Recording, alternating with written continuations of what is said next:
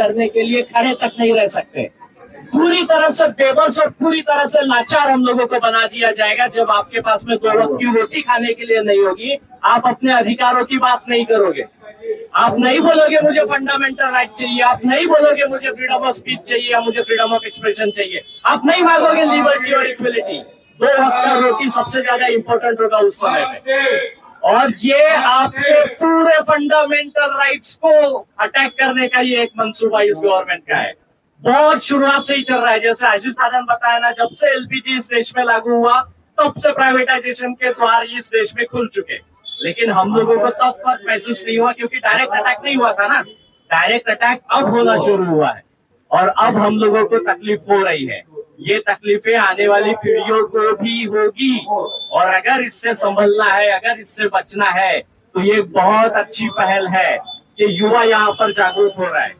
अन्यथा परिस्थितियां इतनी बुरी है साहब, इतनी बुरी है कि आप आने वाली पीढ़ियों को माफी भी नहीं मांग पाओगे जब आपसे सवाल किए जाएंगे कि भाई आप लोग कहाँ थे जब हमारा आरक्षण खत्म हो रहा था। नागपुर महानगर पालिका या किसी भी महानगर पालिका की आप बात करिए, किसी भी जिला परिषद स्कूल्स की आप बात करिए, मैं उस पर बहुत अथॉरिटी के साथ बात कर सकता हूँ क्योंकि वो मेरे रिसर्च का सब्जेक्ट रहा है।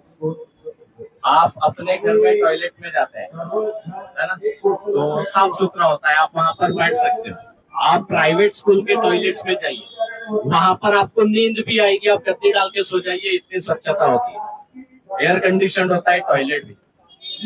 आप गवर्नमेंट स्कूल्स की क्लासरूम में भी बैठने की मतलब हिमाकत नहीं करेंगे, क्लासरूम में भी नहीं बैठ पाएंगे, इतनी बुरी परिस्थिति होती है जो बारिश में टपकेगी। और मतलब आपको कैसा होगा ना कि आप लोगों ने, आप कभी देखिएगा, कभी आइएगा मेरे पास, मैं आपको तस्वीरें दिखाऊंगा। हम लोग टॉयलेट करते हैं ना सब, इतना छेद होता है ना टॉयलेट में, इतना बड़ा, मतलब आपको कभी देखिएगा तस्वीरें मेरे पास में है। नागपुर महानगर पालिका के टॉप 5 स्कूल्स की मैं बात कर रहा हूँ, टॉप 5 स्कूल्स, इतना छेद होता है सब टॉयलेट का, इतना बड़ा गूपड़ा। ये परिस्थितियां सिर्फ इसलिए है क्योंकि आप लोग पढ़ रहे हो। आप लोग पढ़कर जब बड़े होगे तो आप इस सरकार से सवाल करोगे और कोई सरकार ये नहीं चाहती कि उनसे कोई सवाल करे। इस देश में सिर्फ अंबेडकर वो नाम है जो हर सत्ता से सवाल करने का ताकत रखता है। आप लोग अंबेडकर को पढ़ोगे, आप लोग अंबेडकर को पढ़कर सत्ता से सवाल करोगे जो इनको कतई मंजूर नहीं है। इसलिए सबसे बड़ा हमला अगर कहीं पर करना है, आरक्षण के यहाँ पर आप देख रहे हैं ना, दुनिया का सबसे बड़ा संगठन है भारतीय मजदूर संघ, दुनिया का सबसे बड़ा संगठन है। एक दिन में सत्ता परिवर्तन की ताकत रखता है। उनसे संलग्नित लोगों को भी आंदोलन करने पड़ रहे हैं। आप किससे जुड़े हैं बहुत इंपॉर्टेंस रखता है। आप किस सत्ता से जुड़े हैं, आप किस संस्था से जुड़े हैं, आपके विचार क्या है, इस पर बहुत चीजें निर्भर करती है। ये लोग अभी भी उन लोगों को सपोर्ट कर रहे हैं जो इनको कॉन्ट्रैक्ट में लेकर जा रहे हैं। इनको कॉन्ट्रैक्ट पर लेकर जाने का वही संगठन काम कर रहा है और ये लोग अभी भी उसी संगठन से जुड़े हैं। हमारा भी हाल वही है, हम लोग भी अभी भी उसी विचारधारा से जुड़े हुए हैं जो हम लोगों के विरोध में वहां पार्लियामेंट में, विधानसभा में बैठकर नियम कानून बना रहे हैं और हम खुले तौर पर उसका विरोध भी नहीं करते, ये बोल के कि भाई हम लोग अभी पॉलिटिकल आइडियोलॉजी नहीं ले सकते। आपको लेना पड़ेगा। जिस वक्त आपका सेपरेट इलेक्टोरेट खत्म हो गया था ना, उस वक्त ही आपके पॉलिटिक्स में आपके दलाल बैठने लगे और आपकी विचारधारा का कोई आदमी वहां पर नहीं बैठेगा क्योंकि वो ज्वाइंट कंस्टिट्यूंसी होती है, स्वतंत्र मतदार संघ होता है। पहले एक व्यक्ति को 2 अधिकार हुआ करते थे, आप खुद अपने विचारधारा का आदमी चुन सकते थे, सेपरेट इलेक्टोरेट जो डॉक्टर बाबा साहब अम्बेडकर ने दिलाया। लेकिन गांधी जी ने उस पर अमरण उपोषण करके आपसे वो छीन लिया। तब उसके बाद भी 2 मतों का अधिकार था, लेकिन आप खुद के विचारों का आदमी नहीं चुन सकते थे। ये हमारे साथ किया गया बहुत बड़ा अन्याय है। तब से लेकर आज तक वही हो रहा है। किसी भी रिजर्व कंस्टिट्यूएंसी में आपके विचारों का आदमी जीतकर आया या जीतकर आप लाओगे, ऐसा कभी नहीं होता क्योंकि उनके ही विचारों का आदमी रिजर्व कंस्टिट्यूएंसी में बैठता है। आपका पॉलिटिकल रिजर्वेशन आज तक कोई भी फल फ्रूट आप लोगों को नहीं दे पाया। Political reservation is a complete waste of this reservation policy. पूरी तरह से फेल्यूर है पॉलिटिकल रिजर्वेशन। आपका रिजर्वेशन इन सर्विसेज और रिजर्वेशन इन एजुकेशनल मैटर्स जब तक आप साबुत रख पाएंगे तो आने वाली पीढ़ियों के सामने भी आप सर उठाकर खड़ा रह सकते हो। वो हो या ना हो, लेकिन आप लोगों ने कोशिशें की, इसके लिए आप सभी लोग अभिनंदन के पात्र बन सकते हो कि आप लोगों ने कम से कम कोशिशें की। जीत और हार बात की बात है, लेकिन आप सब लोग कोशिश कर रहे हैं, ये बहुत बड़ा मसला है। लेकिन आपको आपके साथ खड़े रहने वाले आपके भाइयों बहनों को भी बताना पड़ेगा कि अगर यहाँ खड़े नहीं हो सकते हैं तो अंबेडकर का नाम लेना बंद करें। अंबेडकर का नाम मतलब संघर्ष है। शुरुआत से लेकर उनके महापरिनिर्वाण तक वो महापुरुष सिर्फ संघर्ष करते रहा और उस संघर्ष के भरोसे हम लोगों को इस काबिल बनाया कि हम लोग यहाँ संघर्ष कर पा रहे हैं। अगर संघर्ष में खड़ा नहीं रह सकते साहब तो अंबेडकर का नाम लेना बंद करें और बेमतलब की फुलकाफा मारना बंद करें। ये हम लोगों को सबको बताना पड़ेगा कि अंबेडकर का नाम लेने से पहले अपने आप से ये सवाल पूछे कि मैं ये नाम लेने के काबिल हूँ या नहीं हूँ। नेशनल एजुकेशन पॉलिसी के बारे में आशीष दादा ने अभी बताया।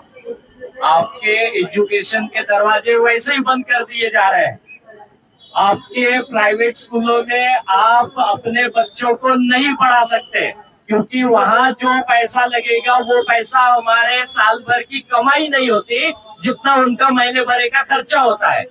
तो वैसे ही हम लोग अपने बच्चों को अच्छा एजुकेशन नहीं दे पाएंगे।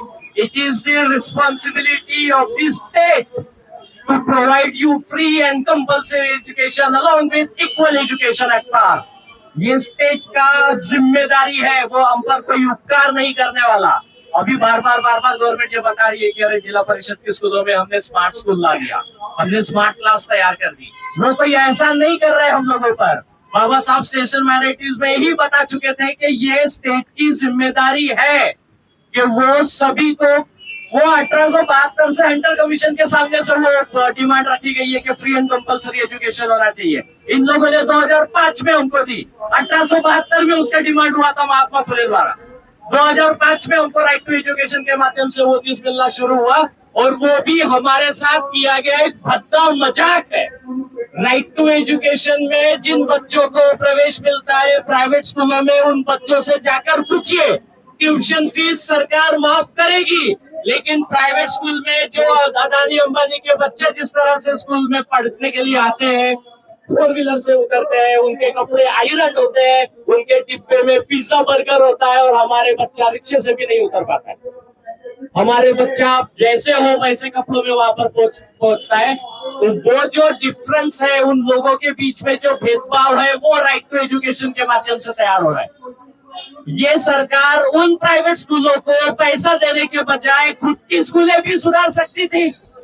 पैसा दे रहे हैं ना प्राइवेट स्कूलों को राइट टू एजुकेशन के माध्यम से, पैसा मिल रहा है ना गवर्नमेंट स्कूलों के जो बच्चे, जो गरीब बच्चे प्राइवेट स्कूलों में पढ़ने के लिए जा रहे हैं, फ्री में तो नहीं पढ़ा रही है स्कूलें, पैसा देना पड़ रहा है ना। तो वो जो पैसा देना पड़ रहा है, उन्हीं पैसों से वो खुद की गवर्नमेंट स्कूलों को भी सुधार सकती है। गवर्नमेंट ये नहीं करना चाहती क्योंकि गवर्नमेंट आपको पढ़ता ही नहीं देना चाहती। आप हमेशा उनकी दया माया पर निर्भर रहे, यही ये लोग चाह रहे हैं। आपके पास सबसे बड़ा अधिकार, जब मतलब पार्लियामेंट्री डेमोक्रेसी की जनक ब्रिटेन को कहा जाता है, और ब्रिटेन में भी मतदान का अधिकार पाने के लिए महिलाओं को संघर्ष करना पड़ा था, रास्ते पर उतरना पड़ा था, आंदोलन करने पड़े थे। हम सब लोगों को बाबा साहब ने ये अधिकार फ्री में दिया, कोई संघर्ष नहीं करना पड़ा, किसी को नहीं करना पड़ा। और बाबा साहब कहते हैं की ज्या दिवशी माझ्या लोकांना त्यांच्या मतांची किंमत समजेल, त्या दिवशी त्यांच्यासारखा मोठा आणि मत मागणाऱ्यापेक्षा गरीब माणूस या देशात नसेल। आपके मतों की कीमत मीठा मिर्ची एवढी समझू नका, ऐसा बाबा साहब कहते हैं। आपके पास देश का सबसे बड़ा हथियार है आपका मतदान। अगर आप लोग इसका सही इस्तेमाल कर सकते हैं तो आप आने वाली पीढ़ी का भविष्य बहुत अच्छे से साबुत रख सकते हैं। लेकिन आपने भी अगर वही गलती की जो हमारे बाप दादाओं ने की, जो कांग्रेस में जाकर उनको सपोर्ट करते रहे, अगर हमने भी वही गलती की तो आने वाले समय में हम भी अपनी पीढ़ी के सामने में खड़े नहीं रह पाएंगे। आपके मतदान का आप सही तरीके से इस्तेमाल करिएगा। देश आपका है, इस देश में कानून नियम भी आप ही के होंगे, आपकी पॉलिसीज भी आप खुद बनाएंगे। लेकिन अगर ऐसा नहीं होता है, अगर हम लोग ये नहीं कर सकते हैं, तो वापस वही अंबेडकर का नाम लेना पड़ेगा। अंबेडकर का नाम संघर्ष से जुड़ा हुआ है। सच के साथ खड़े रहिए, जैसे पेरियार साहब कहते थे कि सच के साथ खड़े रहने के लिए यहाँ का शिक्षित आदमी तैयार नहीं होता। हम सब लोग अंबेडकर पेरियार के अगर अपने आप को वारस बोलते हैं तो सच के साथ खड़े रहिए। जहां भी जरूरत पड़े वहां पर संघर्ष के लिए तैयार रहिए। अगर आज यहाँ पर डीजे बजाया गया होता तो मुझे उम्मीद है कि हजारों की संख्या में लोग होते। जब तक हमारे मतलब खुद के पेट के हाल नहीं होंगे ना, तब तक हम लोगों को समझ में नहीं आता है कि वास्तविक जरूरत क्या है। हमारी आज की जरूरत को हम लोग नहीं देख रहे हैं। हमारी आज की जरूरत है कि यहाँ पर जितना भी अनएम्प्लॉयमेंट है वो सारा का सारा अनएम्प्लॉयमेंट, आपको पता होगा ना, अभी 13 मार्च को जो महाराष्ट्र गवर्नमेंट जिसके खिलाफ में हम लोग ये आंदोलन कर रहे हैं कंट्राटीकरण का, 13 मार्च को इस बारे में बिल प्रस्तुत किया गया था।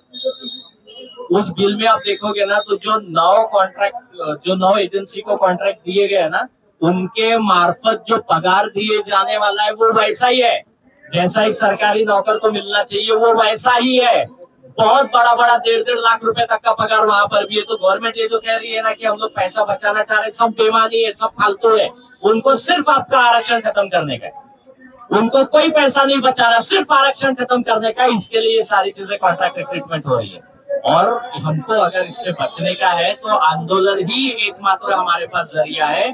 पीसफुल प्रोटेस्ट यही एकमात्र हथियार हम सब लोगों के पास में है, जिसका उपयोग हम लोग बहुत ईमानदारी से कर रहे हैं और आगे भी हमको करना पड़ेगा।